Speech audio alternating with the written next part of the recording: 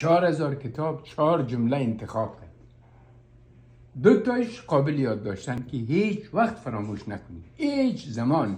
کی؟ خدا و مرگ. این 2000 کتاب خلاص. خدا لچ آورده، لچ میبرید. به پیسه آمدی، به پیسه میری، الا عمل صالح. و 2 تای دیگهش قابل فراموشی است که قطعا دکلید نگیری. دور دکلی گرفتی خدا و مرگ، دور نگیری دیگه. چیست؟ نیکی که به دیگران میکنی، پیسه، دستگیری، معاونت، هر چی که میکنی. و بدی که دیگران به تو میکنن، بدی هایی که مردم در حق تو کردن، فراموش کن. چرا؟ خدا ستار است، پنهان میکنه عبارت. و نیکی هایم که خدا ایقا نیکی کردن، نفس دادید، زن دادید، خانه، پیسه، دولت، همه یک روز در این ناورد. آورد؟ بگو ناورد. 2 قابل یاد داشتن و 2 قابل فراموش شدن. 2 به یاد داشتن خدا و مرگ، 2 که فراموش میکنی نیکی که به دیگران میکنی و بدی که دیگران به تو میکنن.